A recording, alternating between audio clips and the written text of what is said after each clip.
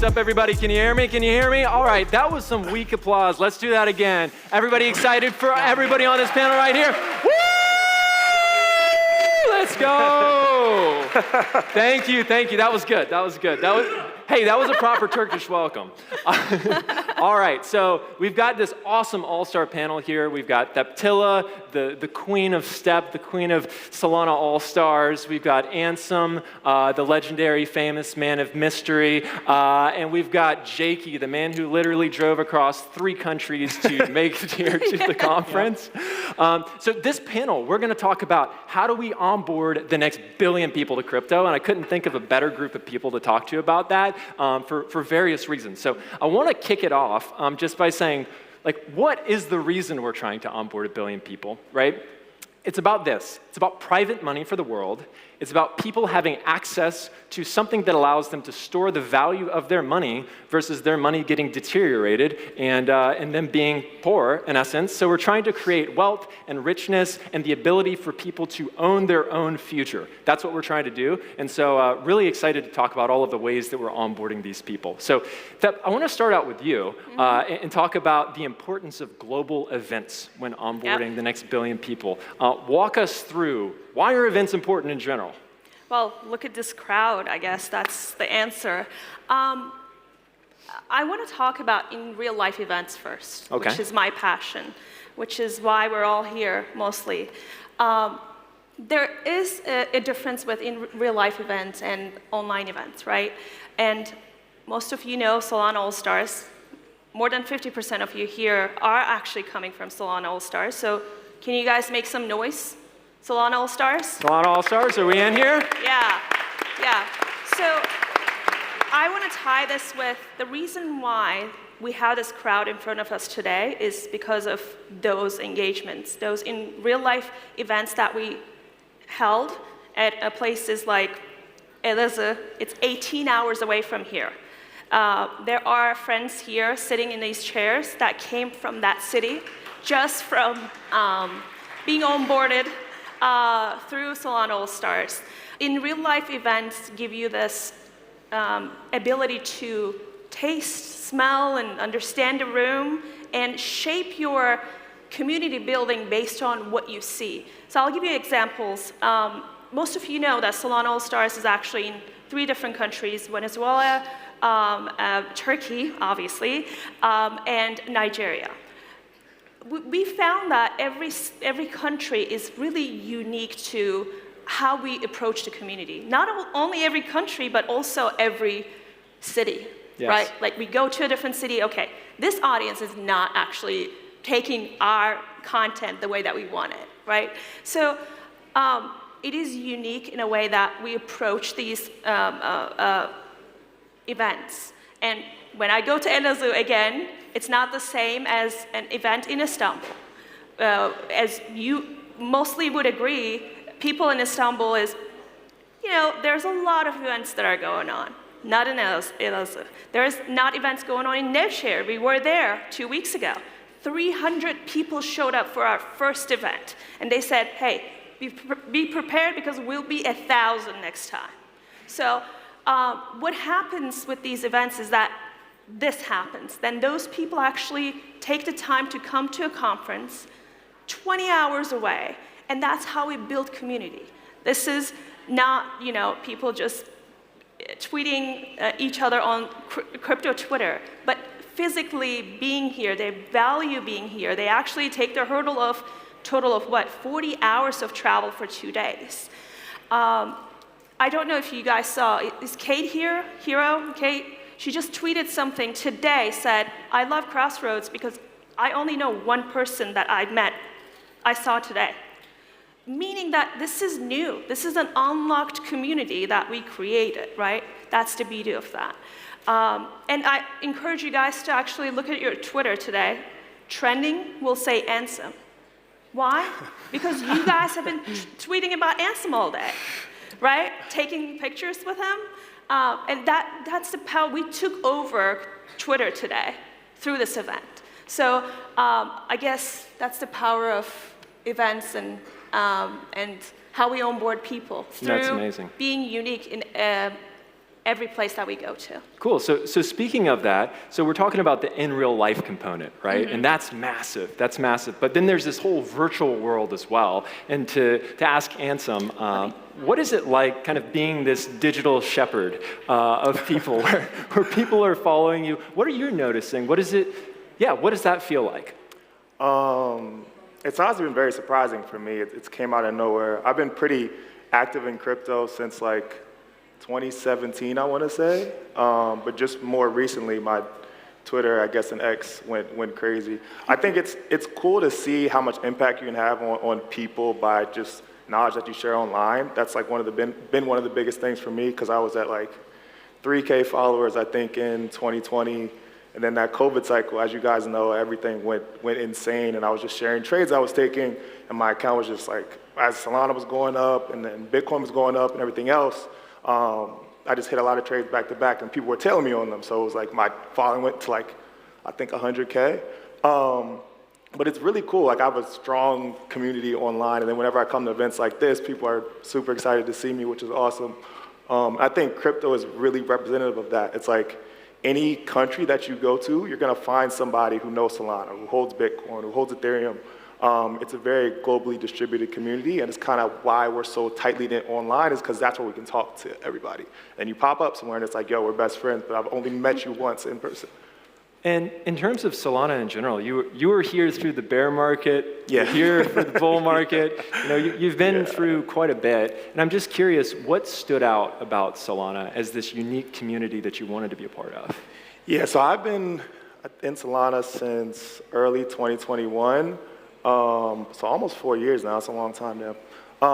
But yeah, for me, I've seen the entire growth of the Solana ecosystem. Back in early 2021, that was right after DeFi summer happened on Ethereum. That was kind of like a big proof of concept for crypto. It was like, DeFi is a real thing. These are real applications in crypto. This is more than just the ICOs we had in 2017. These are actual applications that people can use and have real value compared to TradFi and all those other Web2 incumbents. So that was like proof of concept.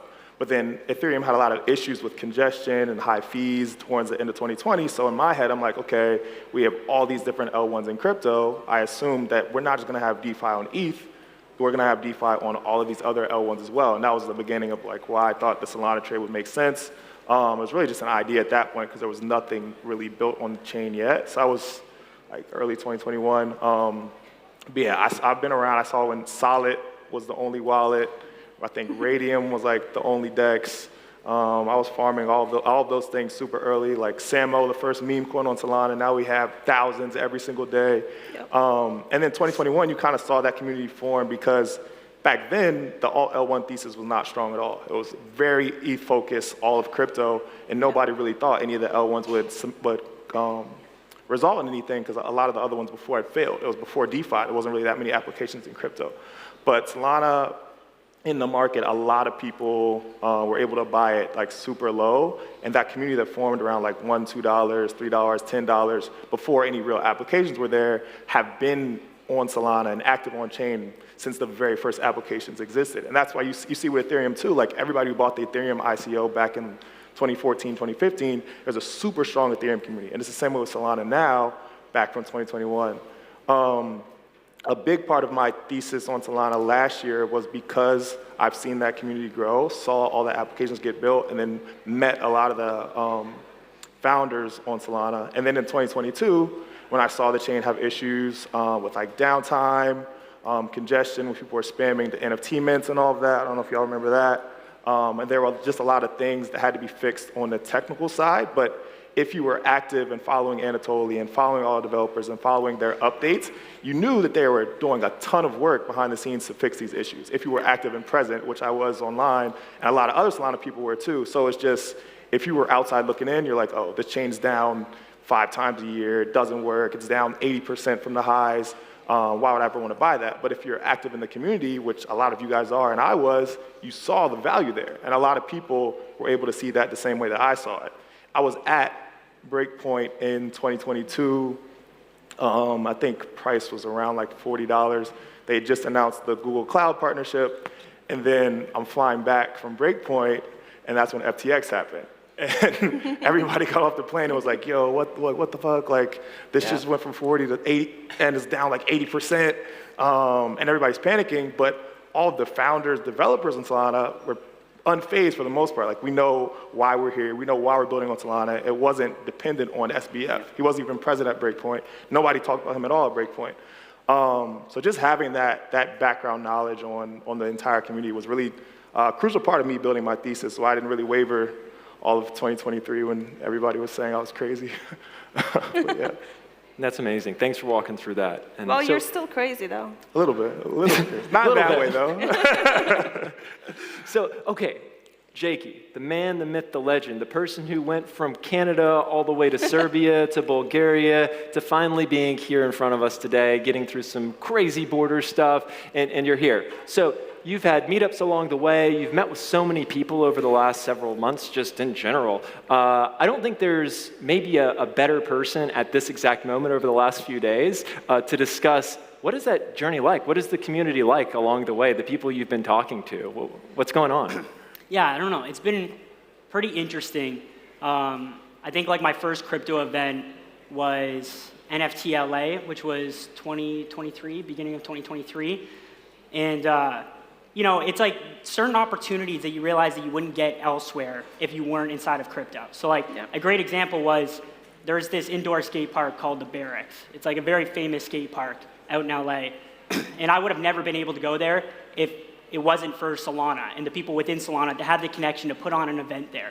And so that was like an eye-opening experience where it was like, these events and these people that you get to meet inside crypto, it doesn't matter where they are in the world, they all share like this one interest and they can all bring kind of like something to the table.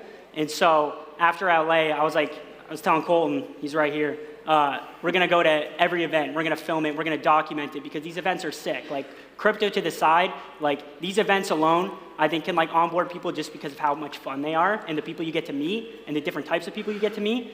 And so, yeah, from that point on, even like Breakpoint, that was my first time in Europe.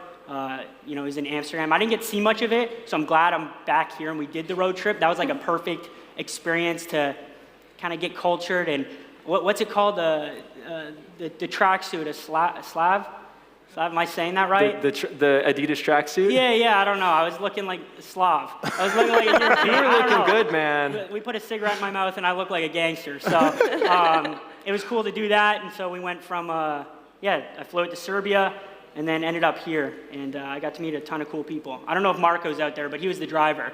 I love Marco. Shout out Marco. We love you, Marco. Shout out Marco. Thank you. But yeah, awesome. That's amazing. So, okay, in terms of directionally, the whole mission of Solana is how do we get 1 billion people using this chain? How do we get everybody using crypto in multiple different facets of their financial life, as well as maybe gaming, all deep in infrastructure, et cetera? Like, that's the direction we're headed in. But where are we right now? I'm curious, Ansem, your take on where are we at in the journey of trying to get to 1 billion people in terms of users? Yeah, I think we're in a good spot. I think the biggest hindrance before was the infrastructure, I think. Because, I mean, Solana and all these other L1s really weren't capable of handling even 1 billion users on chain. Like, that wasn't possible, I think, in the past few years. But I think we're a lot closer to that now, and even with Firedancer coming as well, we're going to even more closer to that. So I think it's really twofold. It's on the side of people who don't know anything about crypto. It's more of a perception, I think, issue, because crypto has seen a lot of scams over the past like 10 or so years, and the space was like a lot more immature, I would say, back then than it is now, and people just have to catch up to realizing that. So it's on people like us who are active in the community to kind of change that perception, whether that's telling your friends who you're close to, like, oh, telling them about crypto, getting them set up with a wallet, like talking to people actively in your communities, or if it's stuff like what Jakey's doing, which is the content online, that just gets a lot more distribution online through channels. Like, the entertaining stuff is just as important as what the developers are building behind the scenes, because there can be amazing developers building out great products, but if nobody sees the products, then nobody's really gonna even know that they exist. So I think the distribution piece of crypto is something that people are working on as well, which is why like the entertaining aspects and content creation is also really important. And then I think the other big issue that we've had is kind of like TradFi pushing back on crypto, and that's changing a lot this year and the past year with stuff like the Bitcoin spot ETF getting passed. Just generally, I think in the US, we've seen a lot more politicians be like more favorable to crypto. And globally, it's a lot, I think, easier than it is in the US and other places. But I think generally, people are accepting that crypto's not going anywhere. Crypto's like a cockroach. Tried to kill it a ton of times over the past 10 years. We've had scams like rivaling that of like the biggest scams in financial history happen in crypto, and we're still here. So I think people are realizing now we're not going anywhere, and now it's just like, what I've said this cycle is I think this is the best time for retail who's not active in crypto to get active in this space, because you're front running literally trillions of dollars who are just gonna be passively allocating to this industry in the same way that they allocate to stocks and everything else and all these other assets. So I think it's on us to tell people that. Like, we have to do our part in doing that. And we have a ton of super smart developers working on building out all these other applications outside of DeFi, whether it's consumer, AI stuff, DePIN, real world assets. I think we're close. I mean, it's a long process, though. You got to think crypto is only, what, 10, 15 years old as an industry? If you compare that to how old all these other industries are, we're super, super, super small, super early. I want to add something here. And I think we're learning as a community, right? Through memes. Before, OGs would be like, why are you buying this? Well, why is a meme important? To now we're understanding building a community could go through a whiff, right? Or Ansem, that's how a lot of people got into crypto this cycle. Would you agree? I definitely agree. I mean, I think NFTs last cycle were big as well in that aspect, like building community. NFTs and memes, I say they're like a Trojan horse for getting people active in crypto and active in these communities. It's like once you have a wallet, you have, what, $10 or $100 worth of WIF, you have some of Bach, you have some other meme coins, and you go on Twitter, and there's like hundreds of thousands of people who all hold the same coins too, and they're super excited, super active in these communities. And then that's kind of like, I think, the click for people, like, oh, crypto is kind of cool. What else can I do now? Now maybe I want to use MarginFi. Now maybe I want to use some other NFT platform. Now maybe I want to do more research, like why does Bitcoin exist? Why does Ethereum exist? Why is Solana important? What are the differences between these ecosystems? But it's kind of like it's almost like it's like a Trojan horse. Because speculation is really easy for people to understand. Oh, I can make money on this. I'm interested in this. And then it's like, okay, why else does this have value? Yeah, and I would add to that, I think that's what's really cool about what Jakey did with the car, the used cars, driving them here, the memeability of that. I think that's a perfect example of the Trojan horse, like literally a physical version of Trojan horse rolling up here, and you guys hopping out, actually hiding inside. So that was super cool. I'm very curious in terms of the timeline, right? This timeline of when are we actually going to hit 1 billion people? Obviously, that's complete speculation. But now you're on stage, so I have to get you locked in with the number. So just say a year. How many years you think before we reach 1 billion people within crypto? It doesn't have to be Solana, but just crypto community in general. Jakey, how many years? 2. 2 years. My man. We have some work to do. What are you about to do, bro? I was thinking 6 months. Give me some time. I'll figure it out. Don't worry. We're getting there. Ansem. 1 billion people on chain, I'll say like 7 years. 7 years. 7 years. Okay. 2 years, 7, 6 months. What do you got, Thep? I'll play it safe. 5. 5? Yeah, I'm working on it. Okay, so somewhere between 2 to 7 years, maybe bull case scenario 6 months. We'll say, hey, once Fire Dancer's out. Exactly. That's what I'm saying. So I guess the other thing is, what are you guys most excited about from the community standpoint? What are the things that just get you amped up? We've got the sphere we're trying to do, for example, with Dog with Hat. We've got the used cars. We're just doing stunts with that. We've got some fun stuff in the background playing. There might be a race. There might be some sort of race that's occurring as well. And then, obviously, we've got the all-star events where there's a lot of fun stuff. So maybe we start with Jakey. I'm very curious, what are you just most excited about at this moment in time with onboarding people?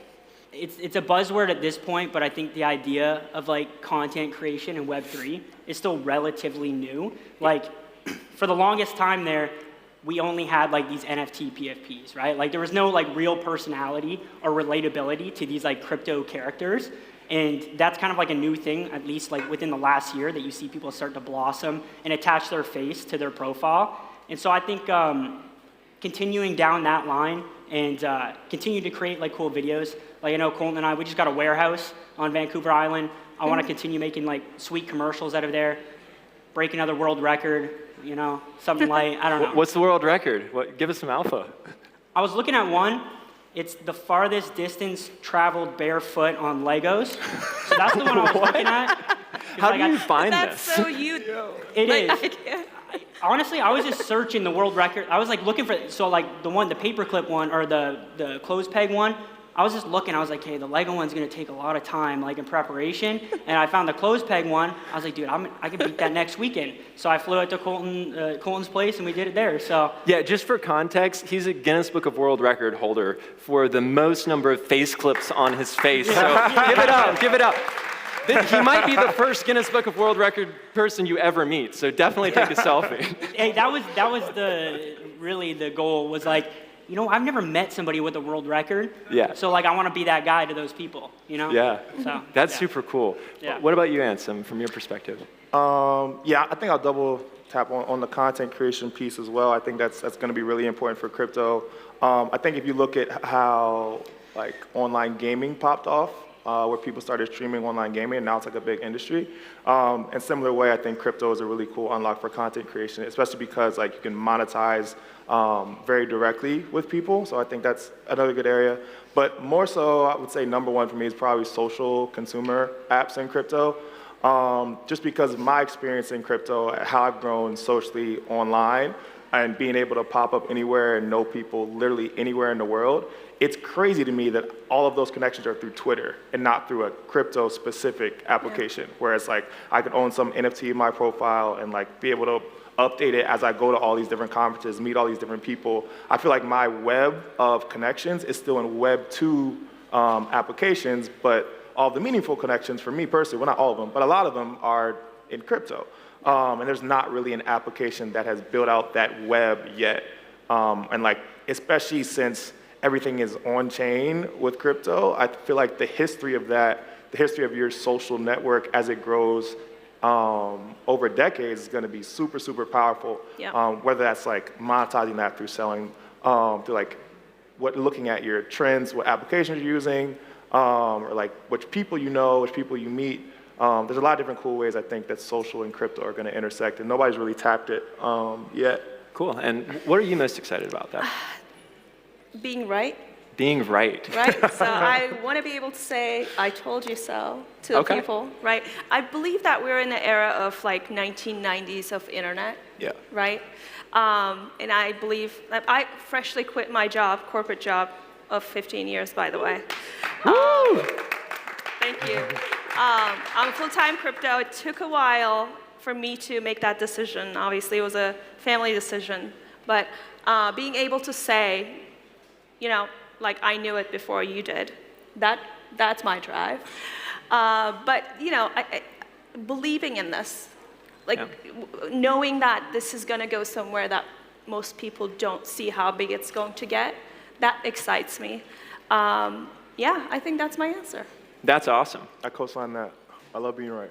I love being right. That's right. Yeah. Only possible on Solana. Only Exactly. And I'll actually add to that. I told you about this before. Ansem, during bear market, he was like talking about Solana. Everybody was hating on Solana, FTX, and then they're like calling him a scammer and all that. And I was like, he's going to be the influencer of the next cycle, because I knew that Solana was going to make it, right? And it's just a no-brainer when you know something that you like track it in a way that you're like so sure that's going to happen. Ansem is not a surprise. The guy knew, and he like kept doing it the right way, and it happened. And Jake is the same way, right? The way that his path, it's all about believing in something, and you know, and telling people the gospel of whatever you believe in. Yeah, and that's an interesting point. It's also just conviction and doing your research as well. Yep. Like, do your research and then have conviction because you've done the research right, and then you're good. You can continue to research other things, but you don't need to just jump around like magical musical chairs. That's not, you're not going to win like that. You're going to lose all your money like that probably and be really bitter and then leave crypto, and then you're going to come back in 2 to 7 years when 1 billion people are here and be like, man. Yep, I was there. So imagine your dad was at a conference for internet in 1990s and he walked away. Like you could have been rich now because he he didn't. So like that's how I feel about this. I believe that if you walk away from this and not take anything with you, you're literally walking away from your future potential. That's how I look at it. Yep. Cool. Well, any last words that you guys want to say to this amazing Turkish and global audience that's right in front of us about just in general, how you think people can get involved within the Solana community, how they can make the most out of their time within crypto in general? My recommendation would be to talk to as many people as possible, whether that's online, in person, wherever your crypto channels are, and don't be afraid of not knowing anything. Because when I first started in crypto, I literally knew nothing. I didn't know anything in crypto.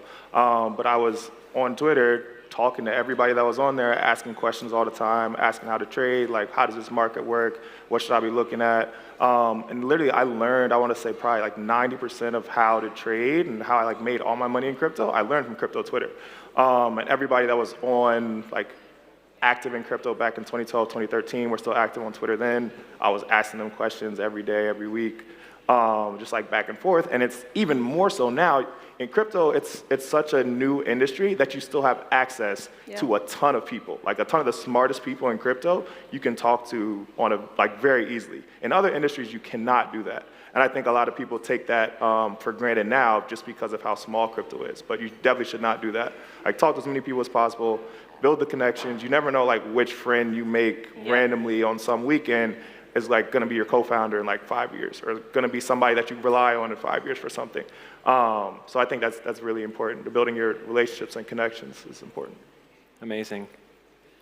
I mean, I would just add kind of to like what Ansem said was like, everybody's somebody in crypto, and so they all have something to bring to the table. So making sure that, you're asking questions, whether it's on the timeline, whether it's in person, and just meeting new people and staying in group chats. I think like the one thing that benefited me really early on, because I think in the grand scheme of crypto, I'm still relatively new. Like NFTs are what introduced me to crypto.